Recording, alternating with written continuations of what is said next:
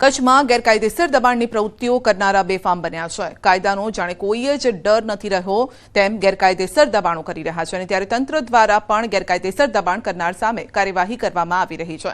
ગેરકાયદેસર બાંધકામ પર બુલડોઝર ફેરવવામાં આવી રહ્યું છે અને સાથે જ અસામાજિક તત્વોના ગેરકાયદેસર બાંધકામો પર દૂર કરવામાં આવી રહ્યા છે। સરકારી જમીનો પર ગેરકાયદેસર બાંધકામો કર્યા હોય તેનું જિલ્લા વહીવટીતંત્રએ લિસ્ટ તૈયાર કર્યું છે। આગામી 15 એપ્રિલથી દબાણો હટાવવા ઝુંબેશ શરૂ કરાશે। ગાંધીધામ मनपाए 200 જેટલા ગેરકાયદેસર બાંધકામો દૂર કર્યા જ્યારે કે 50 જેટલા દબાણકારોને સ્વેચ્છાએ દબાણ દૂર કરવા માટે નોટિસ પાઠવી। ગામડામાં પણ જિલ્લા પંચાયતે ખાસ દબાણ શાખા શરૂ કરી છે જેના દ્વારા જિલ્લામાં થયેલ ગેરકાયદેસર બાંધકામોને જુદા તારવી લિસ્ટ તૈયાર કરાયું। જિલ્લા કલેક્ટર આનંદ પટેલે પ્રાંત અધિકારીને દબાણ દૂર કરવા સૂચના આપી છે।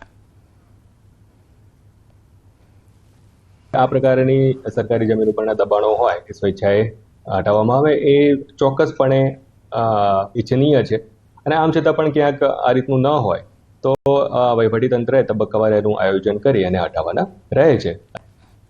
બનાસકાંઠામાં પાણીને લઈને ખેડૂતોના દેખાવ। ખેડૂતો ઢોલ નગાડા સાથે પહોંચ્યા છે પ્રાંત કચેરીએ। દેવદર અને લાખણી તાલુકાના ખેડૂતોની માંગ છે। સુજલામ સુફલામ કેનાલમાં પાણી છોડવાની માંગ થઈ રહી છે। સિંચાઈના પાણી માટે દેવદર પ્રાંત કચેરી ખાતે દેખાવ। પાણી છોડવાની માંગને લઈને ખેડૂતોએ લગાવ્યા છે નારા। દિયોદર અને લાખણી તાલુકાના ખેડૂતોએ પ્રાંત અધિકારીને આવેદનપત્ર પાઠવીને રજૂઆત પણ કરી છે।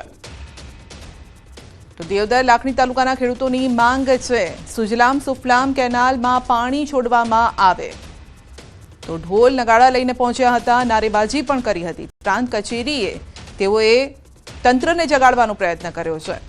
તો પાણીને લઈને ખેડૂતોએ દેખાવ કર્યા હતા કારણ કે પાણી નહીં તો પછી પાક પણ નહીં થાય જેને લઈને ખેડૂતો ચિંતામાં છે અને તેઓએ પ્રાંત કચેરી જઈને ઢોલ વગાડ્યા હતા અને તંત્રને જગાડવાનો પ્રયાસ કર્યો। વધુ અપડેટ મેળવીશું સંવાદદાતા કિશોર પાસેથી। જી કિશોર, તંત્રને જગાડવાનો અહીંયા પ્રયત્ન થયો છે કે પાણી આપો, તંત્રને અસર થઈ કે નહીં?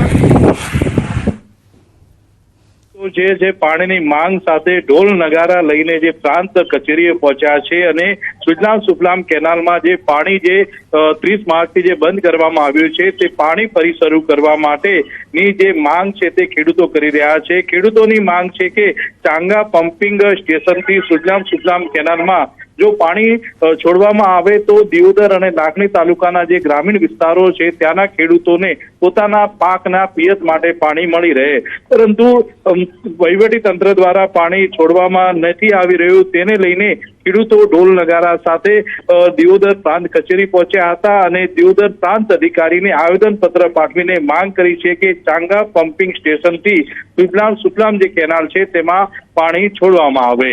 સંધ્યા, આપનો આભાર।